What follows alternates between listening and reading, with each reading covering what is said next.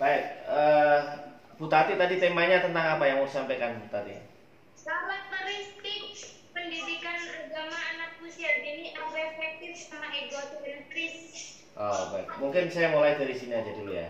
Artinya begini, bahwa ada tiga hal ya terkait dengan manusia itu. Iya. Tiga istilah. Yang pertama istilah ada teosentris, ada istilah teomorfis, ada istilah antroposentris. Kedengeran ya? Ya. Jadi kalau teosentris itu serba Tuhan. Artinya ya manusia tidak punya peran apa-apa, serba Allah. Kalau di dalam bahasa itu istislam. Istislam. Atau yang kedua, kalau antroposentris itu serba manusia, bahwa manusia itu punya kekuatan yang luar biasa sehingga seolah-olah tidak perlu zat yang lain, termasuk zat Allah, termasuk kekuatan Allah. Nah, kalau di dalam istilahnya mungkin salam ya. Dalam agama itu disebut Islam. Islam itu antara salam dan istislam. Itu atau mungkin dengan istilah yang sederhana bisa disebut teomorfis. Jadi manusia sesempurna apapun manusia itu, dia punya daya pikir, punya kreativitas, punya apapun, tetapi manusia punya kelemahan-kelemahan, punya kekurangan-kekurangan sehingga membutuhkan kehadiran Allah. Maka turunlah Rasul sebagai manusia yang diutus oleh Allah untuk menyampaikan wahyu supaya menyempurnakan kekurangan-kekurangan manusia, mengangkat manusia dari sifat kehinaannya menjadi makhluk yang lebih mulia. Karena manusia itu dimuliakan oleh Allah, walaqad karramna bani Adam, kata Allah. Nah, kaitan dengan ini tadi apa yang disampaikan oleh Bu Tati dan kita diskusikan sama-sama, mungkin saya ingin menyampaikan kepada teman-teman apa yang pernah disampaikan oleh Syekh Mustafa Al-Marawi. Jadi manusia itu menurut Syekh Mustafa Al-Marawi punya mitsaqul fitrah.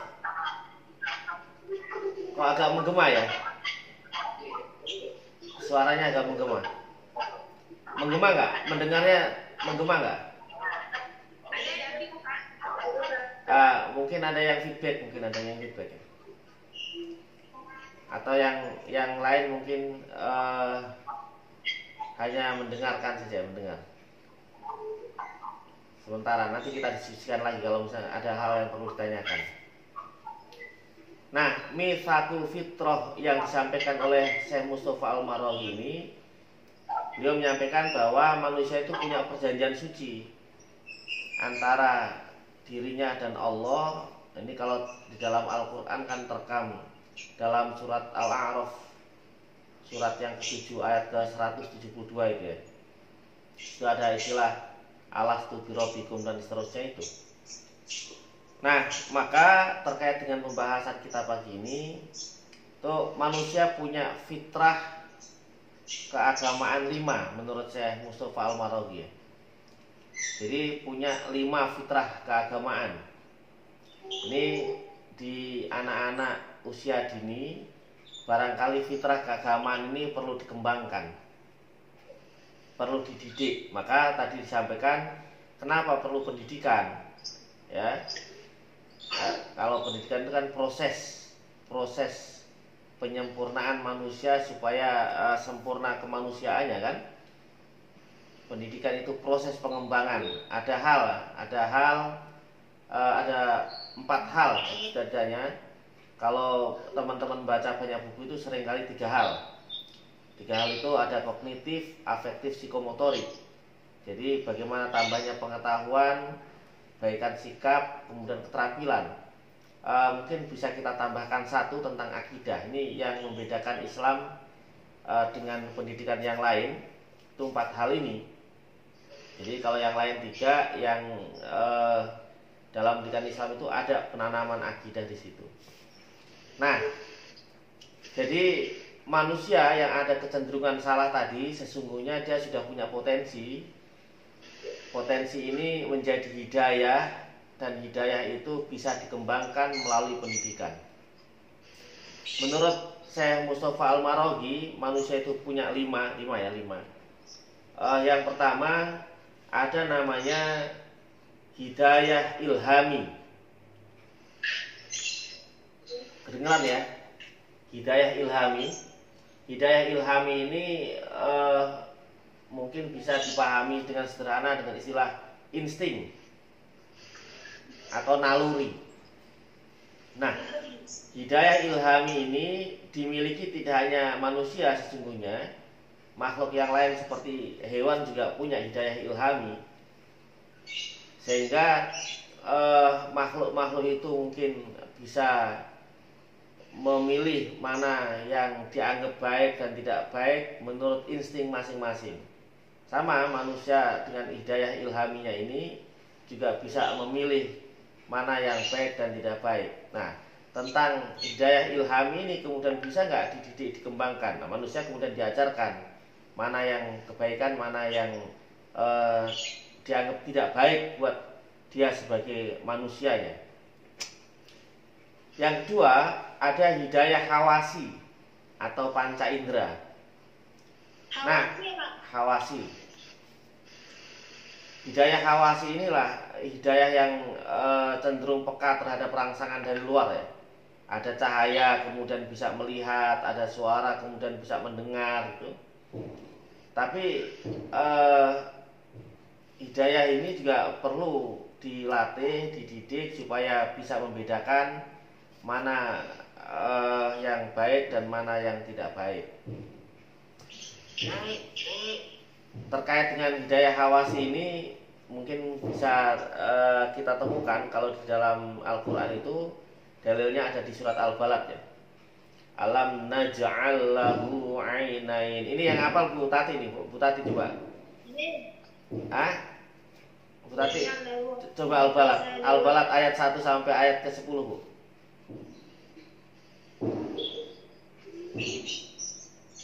Mana Ustaz ini? Nah, sebagai pemakalah hafal kan Al-Balad kan? Ya. Ya coba. Loh, ini kok malah ke dapur? Kok suaranya lagi di dapur Ustaz? Kan dia sebentar. Aku sambil nulis, Pak. Oh. Coba dibaca Al-Balad 1 sampai 10, Bu. A'udzu billahi minasy syaithanir rajim. Bismillahirrahmanirrahim. La tuqsim bihadzal balad wa anta hikum bihadzal balad. وما ولد لقد خلقنا الإنسان في كبد أيحسب أن لن يقدر عليه أحد يقول أهلكت مالا لبدا أيحسب أن لن يره أحد يجعل له عينين وشفتين وهديناه النجدين. Nah, dari situ alam naj'al lahu 'ainain wa lisanan wa syafatain wa hadainahun najdain. Itu menggambarkan bahwa ada hidayah hawasi tadi, panca indera itu. Dengan itulah kemudian Allah hadainahun najdain, menunjukkan ada dua jalan, ya. Sehingga penting sekali ketika anak-anak usia dini itu kemudian dididik supaya pendengarannya, penglihatannya, dan indera-indera yang lain bisa dimanfaatkan untuk kebaikan. Nah, yang ketiga ada hidayah akli. Hidayah akli. Hidayah akli ini sangat dekat dengan intelijensia dan kreativitas. Nah, hidayah akli inilah yang kemudian ketika dikembangkan, seseorang akan cenderung pada kemajuan dan keberhasilan, kesuksesan. Jadi, apakah hidayah akli itu ketika dibiarkan akan berkembang? Ya tentunya karena ini potensi bisa saja berkembang tetapi tidak maksimal. Sama hidayah-hidayah apapun yang lain bisa saja berkembang tapi tidak maksimal. Dan itulah pentingnya pendidikan supaya mengarahkan, ya. Pendidikan kan mengarahkan kepada yang lebih baik. Kemudian yang keempat ada istilah hidayah adyan, hidayah agama. Ya, hidayah adyan. Nah, agama itu sungguhnya ajaran ada dalam agama itu sesuai dengan fitrah kemanusiaan. Maka agama itu mengajarkan kepada manusia sesuai dengan fitrahnya, mengajarkan agar menghormati yang lebih tua, menyayangi yang lebih muda, bicara yang lebih baik, peduli sama orang lain, mengerti hak-haknya orang lain, mengerti hak diri sendiri. Itu hidayah agama semua. Nah, sesungguhnya hidayah agama ini karena sesuai dengan fitrah, maka tidak perlu orang itu kemudian dipaksa. Maka la ikroha fiddin, nggak perlu ada paksaan dalam agama karena sesungguhnya agama itu sesuai dengan fitrah. Siapapun yang dihina pasti nggak suka. Maka agama mengajarkan tidak boleh menghina kepada orang lain misalnya. Maka nggak perlu ada pemaksaan dalam agama. Agama itu sudah kebenaran yang absolut. Kebenaran absolut itu contohnya begini. 2 ditambah 2, 4. Orang mengatakan bahwa 2 ditambah 2, 4 itu nggak perlu dipaksa. Bu Feni kalau nggak bilang 4 dikasih nilai D, nggak perlu dipaksa begitu. Nah itu dalam agama itu kebenarannya kebenaran absolut. Maka nggak perlu ada paksaan. Nah di sanalah cara berpikirnya seperti itu. Kemudian yang kelima ada hidayah taufik. Ya. Nah, hidayah taufik itu mungkin bisa lebih mudah disebut dengan hidayah dilalah, ya. Kalau agama tadi begini, karena manusia tadi punya hawasi tadi, atau manusia itu punya daya kreativitas, manusia punya akli. Nah, tetapi akli dan hawasinya manusia terkadang tidak mampu menjangkau hal-hal yang ya tentunya yang tidak bisa dijangkau oleh kedua hidayah tersebut, ya. Maka perlu agama, ya. Untuk mengetahui kebenaran, misalnya kebenaran ini kan dianggap relatif. Mungkin orang A mengatakan itu sesuatu yang benar, yang B mengatakan itu tidak benar. Contoh gampang begini, antara orang tua dan anak. Ada sesuatu yang dianggap benar oleh orang tua tapi tidak dianggap benar oleh anak, ada nggak?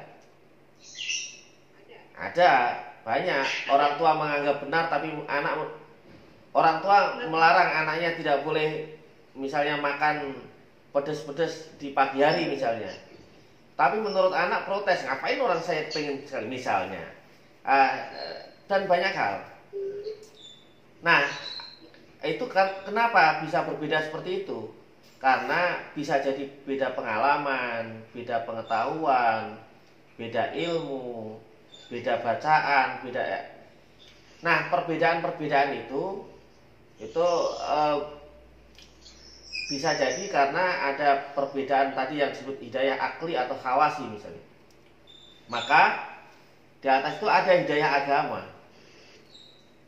Nah, kalau hidayah agama sifatnya universal. Jadi orang Indonesia, orang Malaysia, Singapura, Australia, nah, dalam konteks hidayah agama, maka seharusnya punya pemikiran, punya pandangan yang sama ya. Ini hidayah. Nah, yang kelima tadi di atas hidayah agama itu ada hidayah taufik. Hidayah taufik itu mungkin ada orang mengetahui ini benar, tapi dia tidak mau melakukan kebenaran itu, atau dia tidak mampu, atau sesungguhnya dia tidak merasa tidak mampu, pengen, tapi bisa jadi ada halangan-halangan yang kemudian menghalangi sehingga tidak bisa melakukan itu misalnya. Contoh misalnya ini umum ya, pandangan umum, pandangan walaupun ada pandangan yang lain, tapi secara umum misalnya pamannya Nabi siapa? Ada yang ingat nggak pamannya Nabi? Paman Nabi Thalib. Lahan. Ya, paman Nabi yang membela Nabi siapa? Abdul Muttalib. Abu Talib. Halo. Abu Talib. Ayo, guru PAUD di guru PAUD. Ya. Beliau itu tahu bahwa Rasulullah membawa kebenaran.